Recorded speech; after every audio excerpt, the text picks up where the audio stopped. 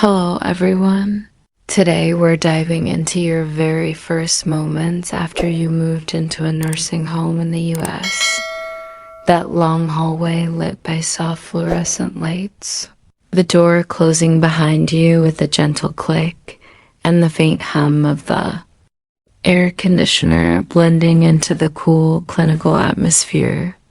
You probably think there's no way you could survive this, but here we are, aren't we?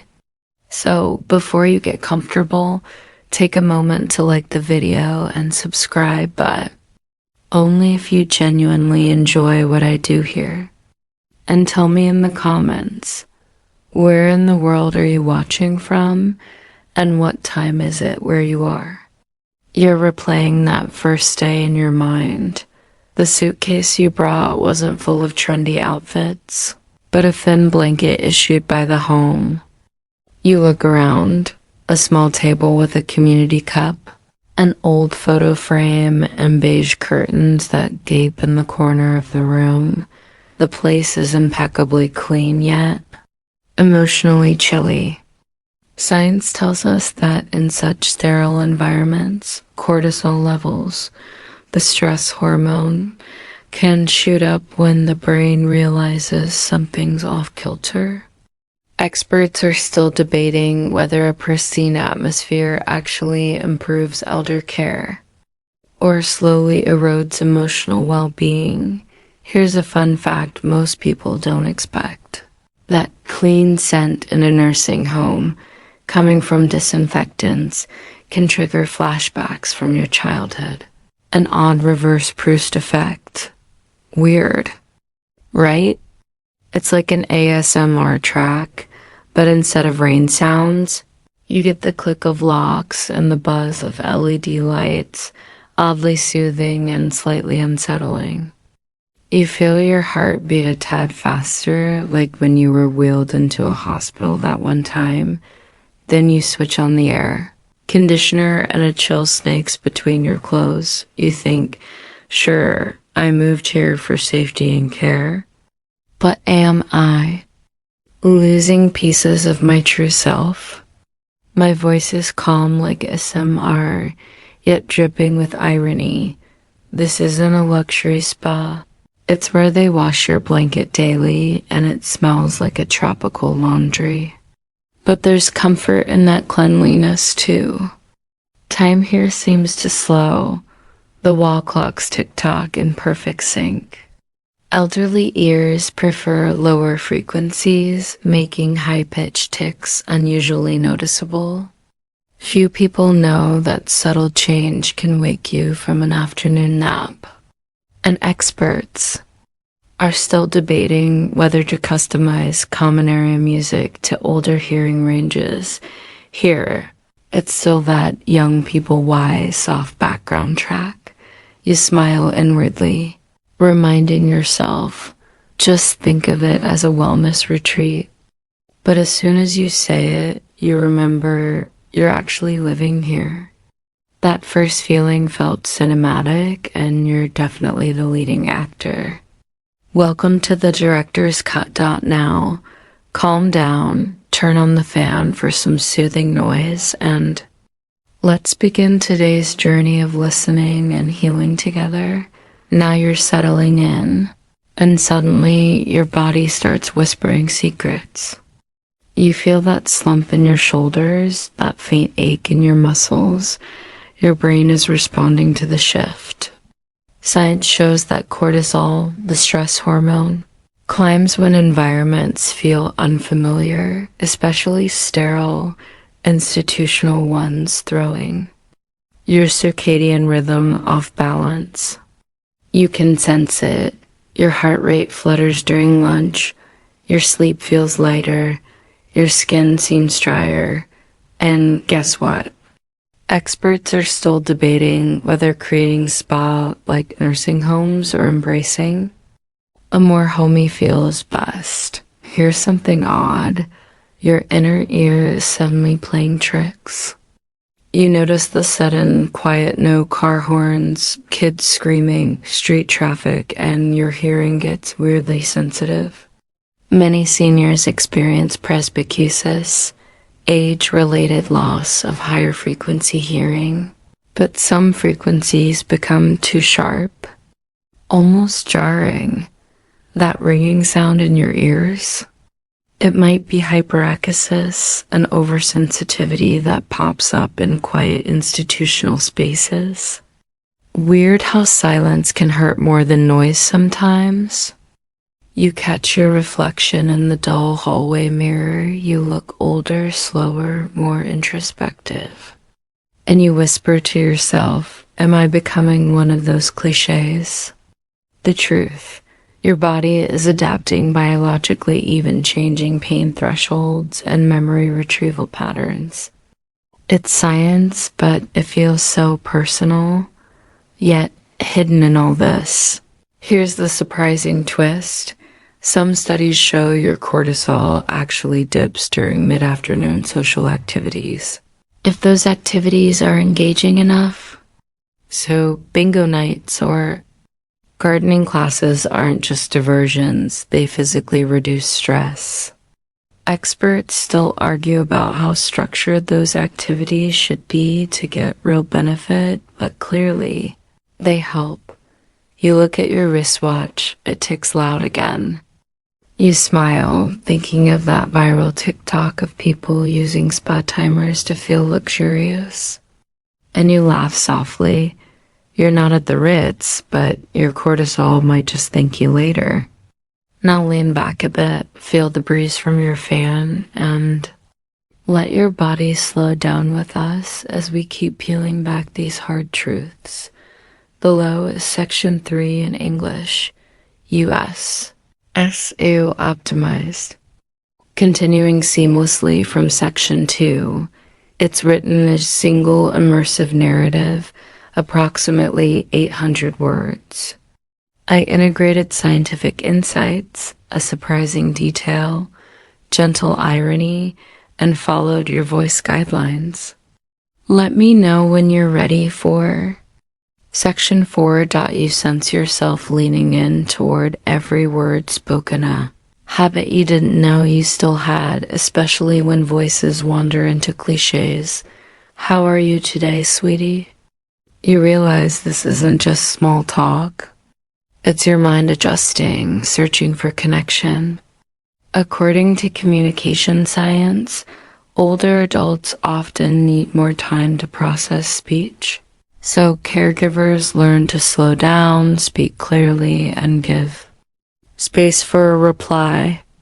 Experts still debate whether scripted, pleasant phrases help or feel patronizing. But here you hear them anyway. What surprises you is how strangely soothing this repetition can be. Repetition in conversation is often linked to dementia, but interestingly, sometimes people repeat not out of memory loss, but to soothe themselves or ask for emotional comfort. So when you hear your roommate ask, "What time is lunch?" for the third time, you catch yourself responding with calm, not impatience. You're learning patience all over again, yet there's a shadow. A few staff slip into elder speak, those baby talk tones, slower cadence, simpler sentences intending care, but often crossing a line. Studies show elder speak, though common, can unintentionally double the chance of residents resisting care. The irony is rich. You want compassion, not condescension. You inwardly grin thinking, I may be slower, but I'm not a toddler. You remember modern tech chatbots talking clearly and politely? Then you realize elderspeak feels like a chatbot glitch meant to help but missing nuance. You wonder if there's an I that could train staff to speak respectfully without sounding like Winnie the Pooh. Experts still argue about how much training staff need or whether empathy alone is enough. Then comes a soft laugh. Your roommate, mid-conversation loop, suddenly blurts out, "Do you like this song?" pointing to the radio. The staff smile and just play the tune again, no explanation needed. It works. That moment feels oddly ASMR, unexpected, rhythmic, human. You recognize the science. Familiar routines calm cortisol and build trust. You lean back on your chair. Feel the fans breeze. The corny bingo call echoes, voices overlapping. It's chaotic, silly, but there's comfort in that community noise. This isn't your slick Netflix binge soundtrack, it's real-life background audio. You may have lost some spontaneity, but gained a sense of belonging. And hey, did you know? Around 20% of communication in nursing homes is elder speak even. With good intentions, that little fact hits you like a whisper. Maybe your biggest enemy here isn't loneliness, but being talked down to. So you still yourself next time a staffer says, "It's time for your nap, dear." You'll pause and say with gentle humor, "No, thanks, I'm still binge watching life." Time drifts as voices mix, some solemn, some playful. You know, the irony, you moved here to be cared for, but what you really want is respect. And you recognize your role in that, speaking up, gently nudging others to see you as you are, not just a resident, but a person with stories, preferences, a mind that still laughs. Now take a breath. Let that realization sink in. The fan hums. You're learning where care becomes conversation, not just caretaking. Let's float into the next layer of our journey. Peeling back another hard truth together, you hear the familiar ping of a freshly sanitized tray being placed on the cart. Your nose twitches. That antiseptic scent plastered into every corridor isn't just a smell, it's a time machine. Research shows that these hospital-grade disinfectants trigger vivid memories, oftentimes of childhood or hospital visits. There's true science beneath that nostalgic whiff. Olfactory memory is so wired that a single molecule floating through your nostrils can activate centers in your brain tied to emotion and recall. It's like your brain whispers, "Remember the old house? That night when Grandma baked cookies?"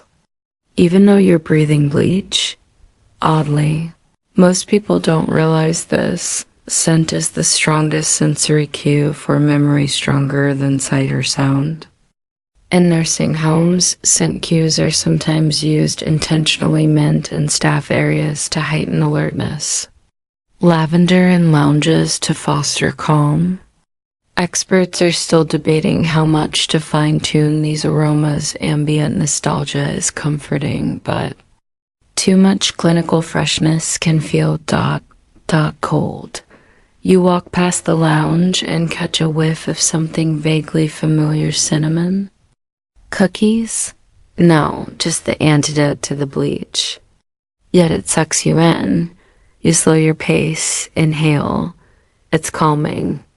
You feel your shoulders drop, a physiological response wired into your limbic system. But the irony? That warm scent is piped through. Machines in a sterile setting. Your roommate is there, half listening to the bingo caller. Let me tell you, bingo isn't just idle chit-chat. Studies show that playing bingo for just 20 minutes can boost cognitive function, picture recognition, word recall, even in residents with moderate dementia. And researchers recently highlighted something huge. Socially active seniors who spend time in group activities can delay dementia onset by up to 5 years and cut the overall risk by nearly 38%. That's not just a game, it's brain medicine. With number.brs.now, Here's the fun fact most folks don't expect. Nearly 2/3 of residents in long-term care spend over 65% of their awake hours doing nothing, just drifting. Contrast that with a lively bingo session, giggles, anticipation, social sparring. It's like jumping from a rainy Sunday into a mini party inside your skull. Neurons pop, cortisol dips, and your mood perks up. But experts still debate how structured group sessions should be to get real benefits. Should it be just bingo? Or rotate crafts, chair yoga, dance? Here, bingo is king simple, communal, reliable. You join in, voice steady as someone reads the 13, and you dab the card. That click of the pen is oddly ASMR-esque soft, rhythmic. A hive mind of seniors listening with renewed attention. You glance around, smiles curl. Someone nudges another to help find a number. You feel your chest loosen. Your fan hums in the background, but this is richer human tempo. Bingo is social glue, and science backs it. It strengthens neural networks through interaction. Challenge, repetition, still, there's the subtle downside. If someone loops, is it my turn? Again, you may side, but that moment reveals something important. People repeat sometimes not from memory loss, but to seek comfort. Recognizing that softens your irritation. You lean in and smile. Connection wins over convenience every time. You flick your wristwatch with low-frequency ticking, the same you noticed before. Everything here is tuned to your altered senses. It's like living in a finely tuned ASMR video, except the human beats are real.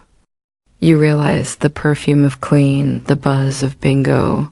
The fan, each is a thread weaving your day into something bearable. Human, even gentle dots. So here's the takeaway. Antiseptic smells can coax hidden memories. Scent can heal or scare. Bingo isn't just leisure, it's prescription. And while experts still debate dosage and variety, structured versus flexible, the evidence is there. Scent plus social equals a smoother mind and calmer spirit. Now, take a gentle breath, feel your fan drift across your skin. Smell that faint cinnamon-laced air. It's not spa, but it's not empty either. You're in a living room, not a memory box, mind alive, heart softening. Let's carry that warmth into our next truth. You wake in the dead of night, blinking through. Dim hallway light that drifts under your door. Your body thrums with alertness, blanket barely covering you, heart racing, that feeling you hoped you left behind. But your circadian rhythm readjusts with age. Slow wave sleep and IRM phases shrink as you get older, and in nursing homes, fragmented sleep becomes the rule rather than the exception. It's science, but it feels deeply personal. Every creak of the floorboard, every distant cough feels amplified, like you've become part of a nocturnal audience. Tick-tock tick across the room is loud when the world is quiet. You lie there, mind running. Should I get up? Should I press the call button? And then you remember, institutional lighting often remains on timers to protect staff workflow, not sleep quality. Light at 3 a.m. tells your brain it's time to wake, but it's not. It just handles chores. The fact that lighting design is still clerically, not biologically, based in most facilities is a shock. Experts still debate, should nursing homes mimic sunset cycles, or is practicality king? You catch a strange sense of vindication. Modern AIs can tell optimal lighting patterns for human sleep, but here you are, sleeping under fluorescent. The irony is rich, almost poetic. You crane your neck and spot the emergency exit sign glowing green. That light messes with melatonin, the very hormone that helps you sleep. Sleep science calls it circadian misalignment, yet turning off lights might hinder safety protocols. Experts still argue about how dark is too dark and institutional. Halls, a memory surfaces. Your phone alarm used to gently nudge you awake, bright but soft, chosen by you. Here, you've become part of someone else's schedule. Sleep is no longer personal, it's a facility's timeline. Your calendar no longer has yoga at dawn, it has med round at 7. It's a subtle theft, but here's something surprising. Even a 15-minute pre-sleep relaxation session like guided breathing or light meditation can improve sleep quality by up to 30% in older adults. Guess what? No yoga mat required. You smile, imagining hooking up a speaker for bedtime, a ASMR, or a soft gurgling creak. You vow at 9:45 p.m. sharp, you'll dim your phone and follow a mindful routine that you pack in your drawer. You remember the science. Fragmented sleep isn't just annoying, it impacts memory recall and mood stability. But those same studies suggest minimal environmental tweaks like reducing nighttime noise and adjusting light intensity can make drastic improvements. Experts still debate specifics, how dim, how quiet, but the key is personalization. You roll over, close your eyes, and let the fan's quiet hum be your nighttime lullaby. It's not perfect, but it's yours. And tonight, you decide you'll softly advocate for a lights-out policy after 10 p.m. Maybe request a sleep-friendly companion lamp for your room. In the midst of routines you didn't pick, you find agency in small choices, small rebellions for rest. Sleep in a nursing home isn't just about mattresses or medication. It's about control, dignity, and the right to reclaim your nights. And you right here are reclaiming yours one mindful decision at a time. Now breathe deep. Feel the residual ache from those interrupted naps.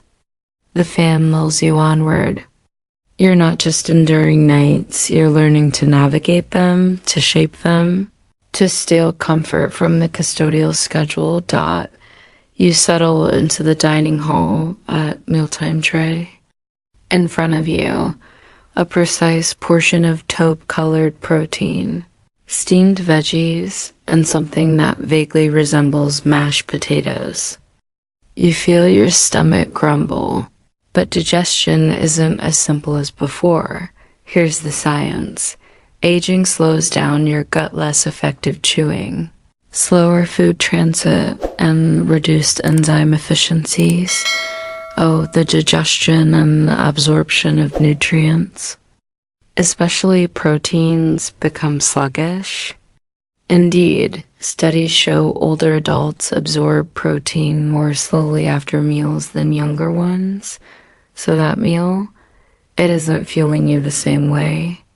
Your body needs more time to break it down and extract what it needs. Then there's meal timing and body rhythm.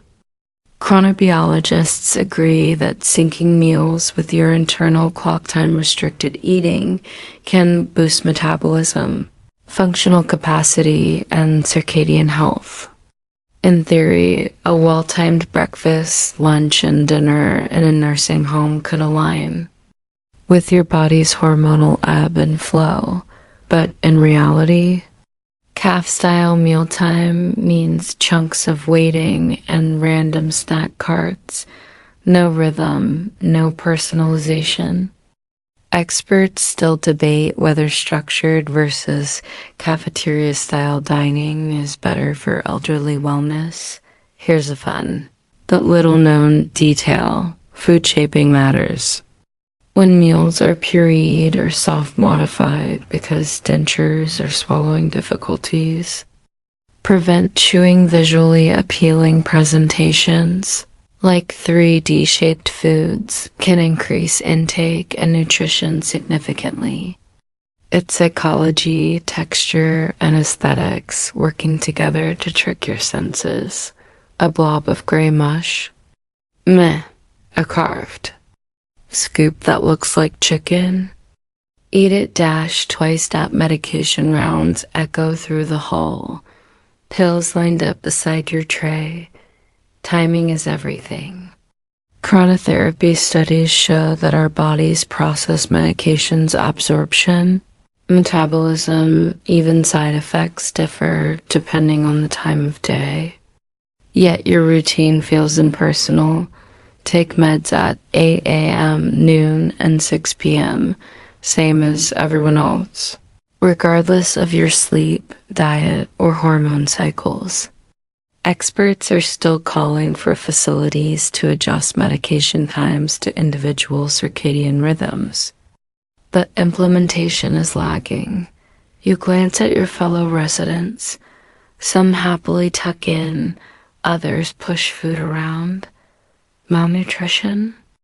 A silent crisis. Up to 50% of nursing home residents face it due to lower intake, poorer digestion, or simply uninteresting food. Health authorities emphasize nutrient-dense food, calcium, B vitamins, fiber, smaller portions, vivid flavors. Yet most trays don't reflect that care. You poke at mashed sweet potatoes, noticing a slight cinnamon swirl, a subtle nod to flavor comfort, a clever kitchen hack? Maybe. It eases appetite. You feel a bit proud, even amid institutional constraints. There's room for small victories. You decide tomorrow. Ask for food shaping rotation or better pill timing adjusted to your routine. Despite everything, there is hope, better meals, better digestion, better meds. And scientists are on your side, pushing for circadian-informed dining and personalized dosing. Experts still debate the how much and for whom, but they agree. These tweaks matter. So you exhale, savor that cinnamon note. Swallow your pill with a sip of water and let the fans whisper follow. Your meal. This isn't just lunch, it's a moment where biology meets dignity, where your body says, yes, I'm still here.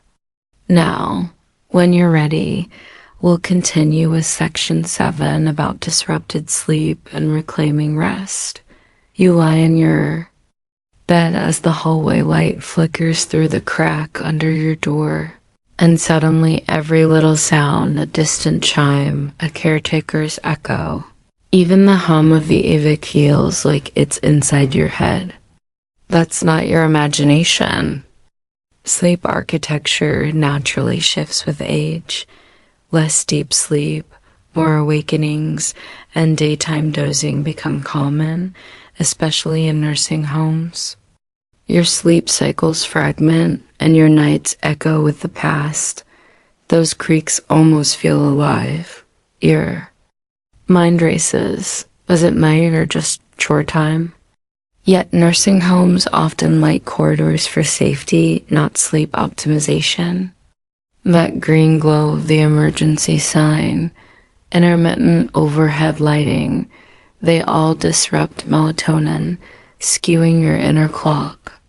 Coupled with chatter or cleaning noises, it's no wonder you're wide-eyed at 3 a.m. Experts are still debating if homes should mimic natural light cycles or prioritize nightly security. Science says lack of daytime bright light less than minutes outside weakens circadian rhythms. Studies in long-term care residents show unstable activity cycles, more fragmented sleep, and even faster decline in some. That's your body betraying you. Add hallway noise and midnight checks, and it's a recipe for misery. But there's hope. Personalized lighting interventions, a lid's tuned to your internal clock, can cut nighttime wake-ups in half. Even short bursts of bright light during the day boost nighttime melatonin and sleep quality. Experts still argue over schedules and intensity, but it's clear. Light matters.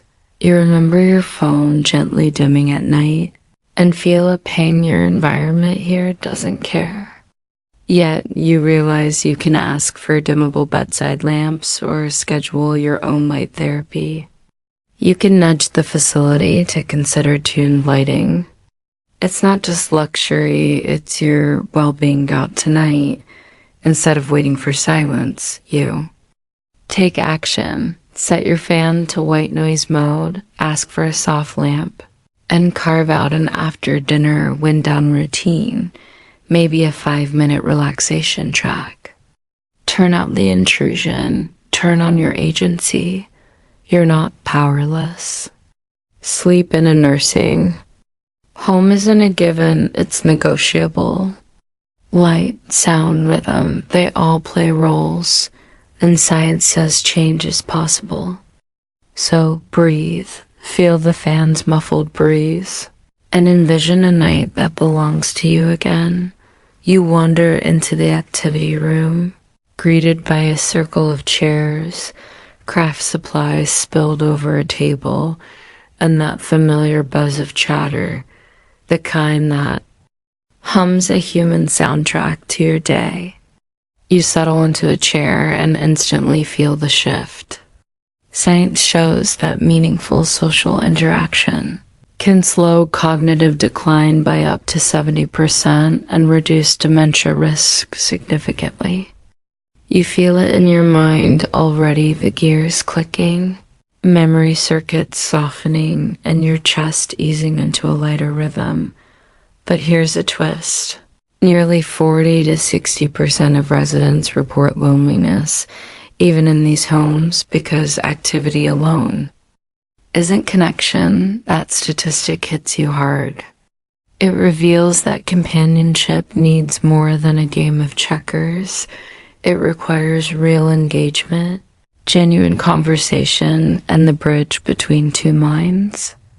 Experts still debate how structured or free-form social spaces should be to achieve that depth. You look around, someone reading aloud poetry, another painting abstract flowers in a pastel haze, a small group journaling, each activity designed to draw people out. Federal guidelines even suggest tailoring activities to interests to maximize well-being. The intention is there, but execution? That's still in progress. Experts argue over balancing group favorites like bingo with personal interest clubs. Here's something you probably don't know. Structured peer support models, like REP, show that resident-led conversations, when supported, can dramatically reduce feelings of depression and foster empowerment. It's social medicine and action.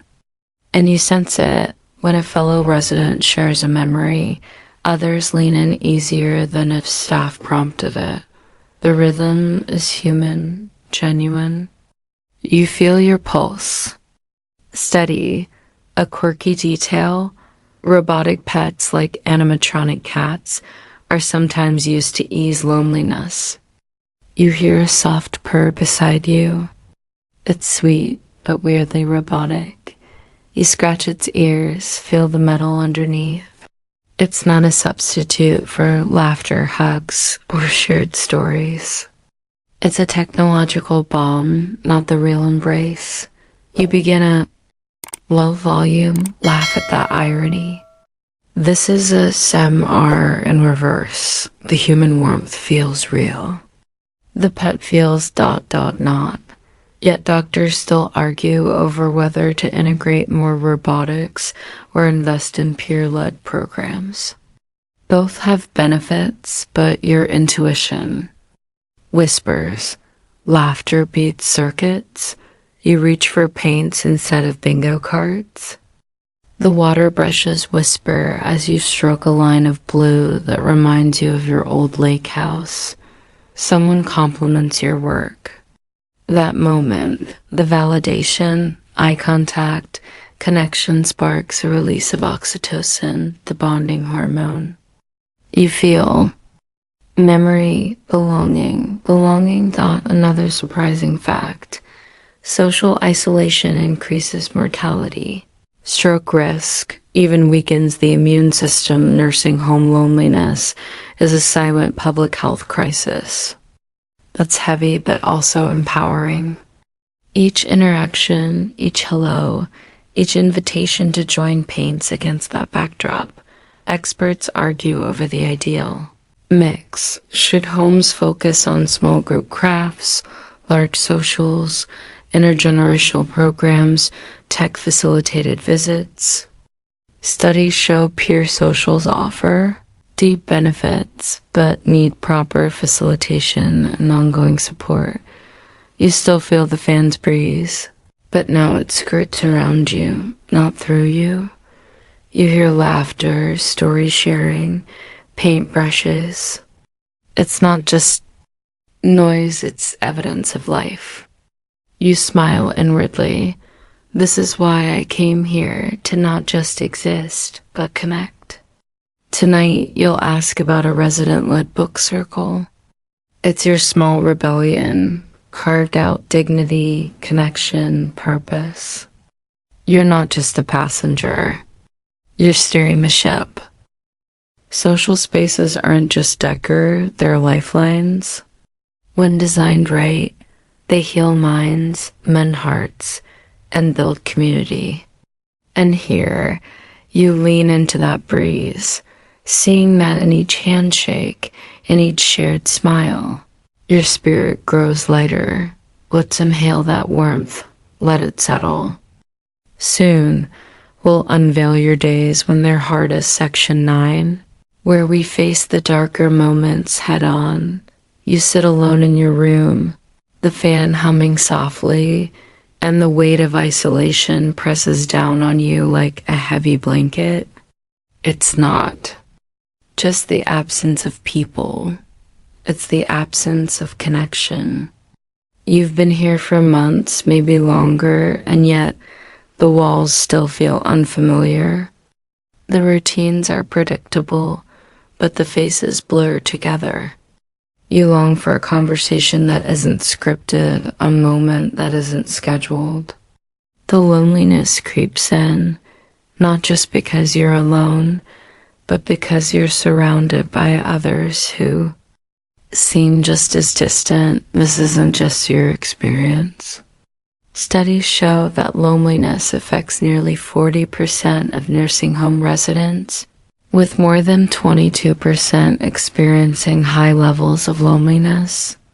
The reasons are complex: loss of independence, limited mobility, and the absence of meaningful social interactions. The institutional environment, with its rigid schedules and impersonal care, can exacerbate these feelings. You find yourself wondering, is this what my life has become? But then, a glimmer of hope. You overhear a conversation in the hallway about a new initiative, the Resident Engagement and Peer Support Repay model. It's designed to foster meaningful connections among residents, encouraging shared activities and mutual support. The idea is simple yet profound. By engaging with one another, you can combat the isolation that has taken root in your heart. You decide to join a group meeting. At first, it feels awkward, strangers sharing personal stories, emotions laid bare. But as the weeks pass, something shifts.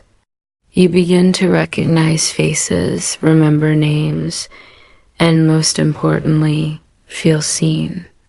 The loneliness doesn't disappear, but it becomes more bearable. You realize that connection isn't about erasing solitude. It's about sharing it, acknowledging it together, yet not all solutions are human. You notice a robotic cat in the corner of the lounge, its fur soft, its eyes blinking in a lifelike manner. It purrs when petted, its tail swishing gently. It's not real, but it offers comfort. Studies have shown that robotic pets can reduce feelings of loneliness and agitation in older adults, providing a sense of companionship without the responsibilities of caring for a live animal. You find yourself reaching out to stroke its fur, a small act that brings a moment of peace, but you also know that these are temporary fixes. The real challenge is addressing the root causes of loneliness in nursing homes, the lack of meaningful engagement, the absence of personal connections, and the institutional barriers that separate residents from one another. You begin to advocate for changes, suggesting more personalized activities, encouraging staff to spend time listening, and promoting the REAP model. Slowly, others join your cause, and the atmosphere begins to shift. You still have your moments of solitude, but they're different now. They're not filled with despair, but with reflection and anticipation. You found your voice, your community, and your purpose. The loneliness hasn't vanished, but it no longer defines you. You are more than a resident. You are a person with stories, with connections, with a life that still holds meaning. As you sit back in your chair, the fan's gentle breeze soothing your skin, you realize that healing isn't just about physical care. It's about emotional connection. And in this moment, you are whole. You sit by the window, watching the world outside, the trees swaying gently, the sky shifting hues. The fan hums beside you, a constant companion in this room that has become both sanctuary and reminder. You reflect on your journey here, the truths uncovered, the small victories, and the moments of quiet despair. But now there's a sense of peace, a quiet understanding that you've navigated this space with resilience. Loneliness, once a heavy cloak, has become a familiar presence, one you've learned to coexist with. It's not gone, but it's no longer the defining feature of your days. You found connection in unexpected places and shared glances, in the rhythm of daily routines, in the comfort of a robotic pet's purr. These moments, though small, have woven a tapestry of belonging. Science behind these experiences is profound. Research shows that loneliness affects nearly 40% of nursing home residents, with more than 22% experiencing high levels of loneliness. Yet, interventions like the resident engagement and peer support REAP model have demonstrated that fostering meaningful connections can significantly reduce feelings of isolation. Even the presence of robotic pets has been shown to alleviate loneliness and improve well-being among older adults. As you sit here, you realize that while the physical walls of this place may confine you, your spirit has found ways to soar. You've become an advocate for your own well-being, seeking out connections, embracing new technologies, and finding joy in the simple moments. Your journey is a testament to the power of resilience, the importance of connection, and the quiet strength that resides within. So, As the day fades into evening and the fan's hum becomes a lullaby, you close your eyes with a sense of contentment. You've navigated the hard truths, found light in the shadows, and discovered that even in the most unexpected places, healing is possible. Thank you for joining me on this heartfelt journey through the realities of life in a nursing home. I hope this video has offered you a deeper understanding of the challenges and moments of connection that define this chapter of life. If you found this content meaningful, please consider liking the video and subscribing to the channel for more insights and stories. Your thoughts and experiences are valuable. Feel free to share them in the comments below. I look forward to hearing from you. Wishing you a peaceful evening. Remember, no matter where you are, you're never truly alone. End of script. Sweet dreams.